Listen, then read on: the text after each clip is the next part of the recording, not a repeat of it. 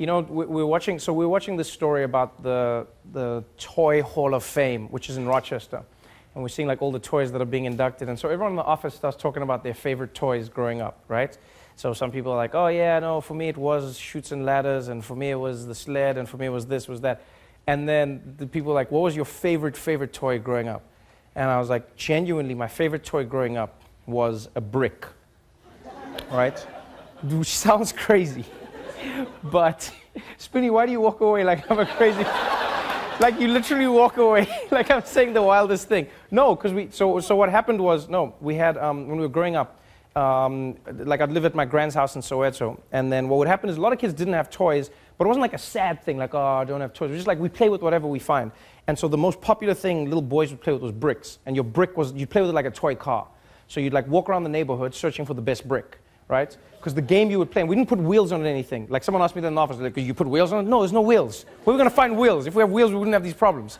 So we just took bricks. So you would find bricks, and then the game you'd play is you'd like drive around in the dirt with your brick car, and then you would smash into the other boys' bricks. And then if your brick was the last brick standing, you won the game. So like all of us, it was like a mission. You're like, man, I gotta find bricks. Like you just like walk around the whole day just like searching for bricks. And there was this one brick that we had called a face brick, right? Which is basically like a really beautiful brick that you can, you know, bricks that you don't plaster over? You can just have that as the face of your house. That's what we call the face brick, right?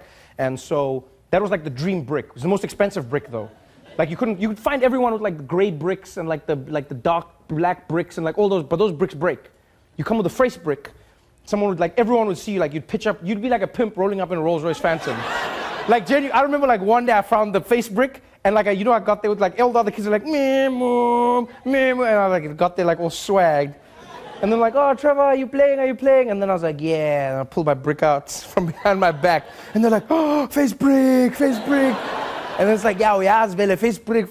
And it's like, let's go. And then you drive, and then like everyone rams in, and I'll be like, you guys ram me first. I'll just chill. And everyone tries to ram your brick, and because it's a face brick, it's like compact. It doesn't crack, and like everyone's bricks crack in half. People are devastated. Like you see, like kids smash their brick, and the brick cracks dead in the middle. And they're like, brick, it's like a big thing. And then you like play, and you take the brick. And it was such a popular thing that you had to be careful if you lived in the townships, because kids would steal bricks from outside your house if you were doing renovations. So if you weren't careful, you would have like all your bricks outside because you're like, oh, I'm gonna build a wall. And then like the next day you would come there and you'd be like, where the fuck are my bricks? And like all the bricks are gone. And then it's just like kids driving around like, It's like, are those my bricks? I don't know what you're talking about, man. This is my favorite toy. It just makes you realize like you can just have fun with anything, man. It's like, that's genuinely my favorite. Even now when I see bricks, I get like I said to a friend, that's the one thing I don't like about living in New York. You don't see bricks often, like just loose bricks hanging around. You take that for granted. I walk around and I'm like, man, no bricks. And if I see a brick, there's a thing in me still till this day that wants to take the brick. And I have to stop myself and be like, you're the host of The Daily Show. You can buy all the bricks you want. And it's like, yeah, but take that brick, Trevor. Come on, you know you want to. And I always think, imagine if TMZ caught me on camera, and it's like, Trevor Noah spotted stealing a brick. And then I'd be trying to explain it, no, it's a car, no, it's not. Is Trevor Noah on drugs? No, wait. It's so strong. What were you doing, Trevor? I was gonna build my own wall.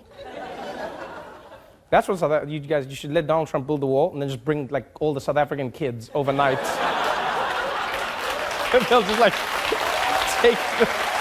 So in my grandmother's house, we didn't have a tap in the house. We had one tap shared amongst 4 houses.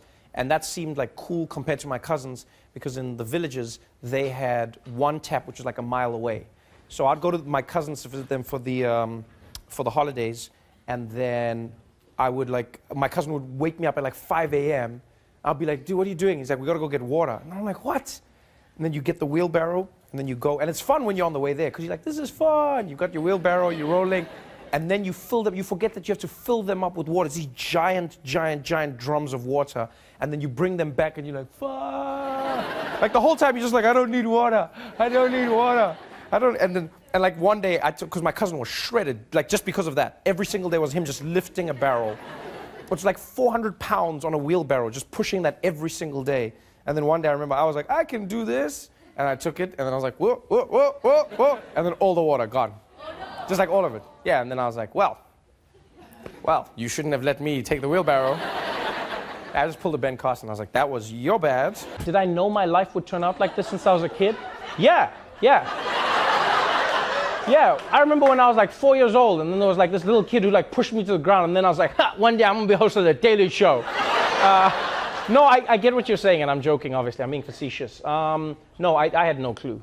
Nor did I wish for that, I'll be honest with you. I still joke with my mom about that till this day. I go, I did not know where life would take me or how life would end up. All I knew is that I wanted to be able to afford to buy as much food as I wanted to buy, like at any time. That was like the big thing in my life.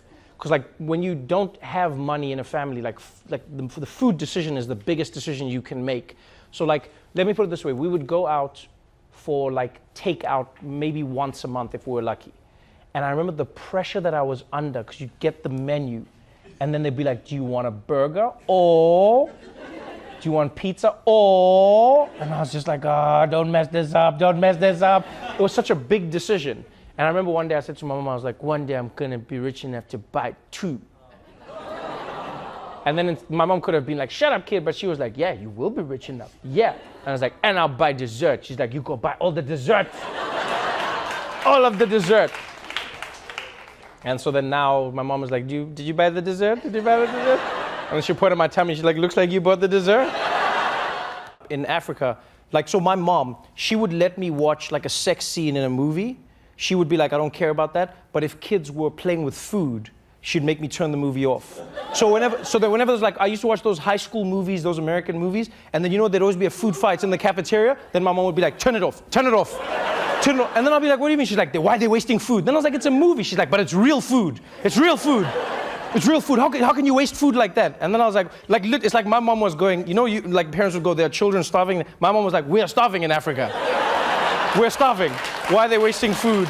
The first time I remember hearing a joke as a child was actually, I was with my grandfather, and we were at a protest in the streets in South Africa, and I don't know what the protest was for. I'm assuming it was anti-apartheid or whatever, but I was very young, and I was with my grandfather, and we were marching through the streets, and a policeman came by on a horse, and like policemen on horses is like, like no one is comfortable. Do you know what I mean? Like just generally, as black people, we're never like, yay, yay, he's gonna do the thing. No. You were terrified, a policeman on the horse. And this guy was like trying to move the crowd along, and he's like, move, bloody hell, move. And he got to my grandfather, and then my grandfather turned to him, and the guy looked at him, he's like, hey, why aren't you moving? And my grandfather turned to him and he said, Master, can I ask you a question? And this guy was like, what did you say? He said, can I ask you a question, master? And he was like, and then he asked him a question, and to give you the context, that weekend, the previous weekend, there was our version of the Kentucky Derby took place. And then the winning horse was celebrated, and the president went and gave a kiss to the horse that won, a kiss, and it was like on the front page of the newspaper, the president kissing the horse. And so that's the context. So my grandfather turns to the cop and he's like, can I ask you a question? And the cop is like, what do you want? And he says, Master, why is it that your president can kiss a horse, but he won't kiss my sister? And like you could see the cop was just like, he's like, what? And he's like, what? I don't know. And I was like, and then my grandfather turned to him and he's like, because you haven't seen my sister.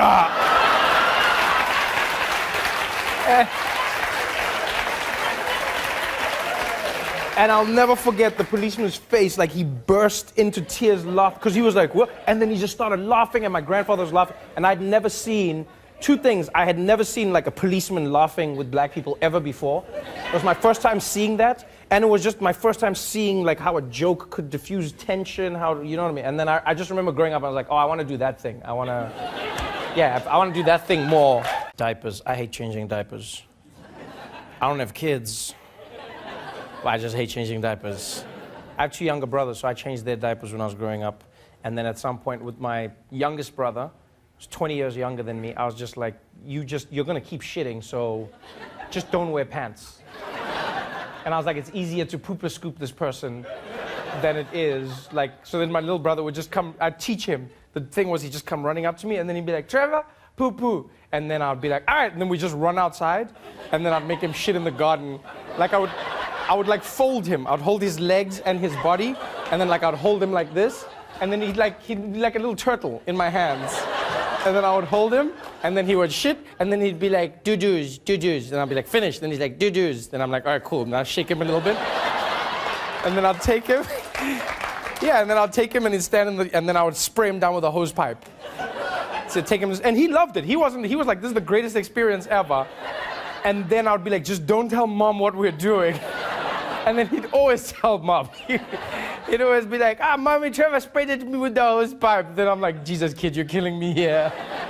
He would love it. It was just like a fun. And then I remember like one of the funniest things was like a year or something later, we're sitting together watching TV, and we're watching footage of police spraying people with like protesters with water hoses. And then he looks at me, he's like, Trevor, did they do-doos? Then I'm like, no.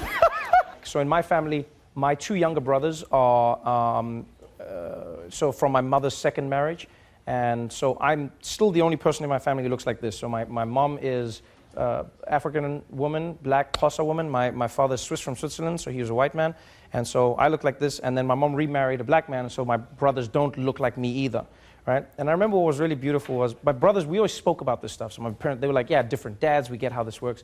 So my brother one day, I pick him up from school, right? He's really young at the time. It was what, maybe like, I think it was 9, maybe 10 years old.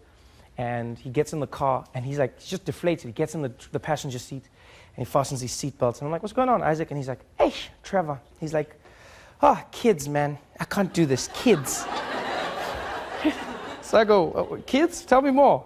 And then he's like, I just don't know what to do with kids, Trevor. You know, like today, one of my friends said, ooh, are we walking home? Then I said, no, my brother's picking me up. Then he said, who's your brother? Then I said, Trevor. Then now when we're walking, he sees you in the car. Then he says, who's that? Then I said, it's my brother. Then he says, but how can your brother be white? Then I said, he's not white. He's not white, he's mixed. Then he said, but you're not mixed, you don't look the same. How can your brother not look the same? So now I'm like, oh man, I'm gonna have to like go through this. So then I'm like, so what did you say to him? And he's like, Trevor, like I'd have to explain it the way kids understand. He said, I just said to him, I said, Zweli, you've got to understand, like people are like chocolates, okay? Like you can have like a white chocolate, and you can have a dark chocolate, and you can have a milk chocolate, but it's all Nestle, okay? Any questions? No? You good? Okay. Yeah? How's? Oh, how's Foofy? Wow, that's a deep cut. Man. You can't just ask me that like just random. You gotta be like, hey, Trevor, so I read in your book, and you can't just be like, how's Foofy? Because my mind went, who the hell? Foofy? No, because Foofy died. So for those who don't, so I had a dog when I was growing up. Like one of the dogs we had, my mom was working at a pharmaceutical company, and her colleague came to work one day and was like, hey, my neighbor's dog impregnated my dog, so now I have all these puppies I don't want, and they're like this weird mix of like a Bull Terrier and a Maltese Poodle. So do you want to take them? And the mom was like, all right, I'll take 2. And then my mom brought them home. And I'd never had a dog before, and I was like, this is the most amazing thing in the world. And so we raised them, and it was 2 beautiful dogs. They looked completely different, but they were sisters. They were the best, Foofy and Panther. And my mom called the one Panther because she had a pink nose, so the Pink Panther. And then, and Foofy was like the dumbest, most beautiful dog ever. And Panther was the smartest, ugliest dog you've ever seen. And so like I loved Foofy the most because she just like looked really vicious. And I used to think that Foofy was really stupid. And then one day what happened was, like at our house, somebody was trying to like come into the house, like a family friend, and they were trying to open the gate, and then they moved the gate, and then the gate fell, and then Panther ran away because they like sleep by the gate, and then Panther ran, but then Foofy didn't, and then the gate hit her, and then like it broke her spine.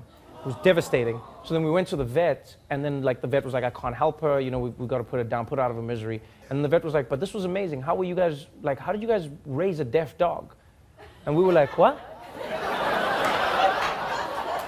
And he was like, we're like, what do you mean a deaf dog? And he was like, oh, like afterwards, like when I was just going through examining her while she was still like living, I realized that she wasn't born with, I guess, a certain part of the cochlea or something. And we were like, wait, this dog was deaf the whole time? And we just genuinely, I'd literally just be like, Foofy, sit! Listen to me! Sit, Foofy! And I was like, you're so dumb!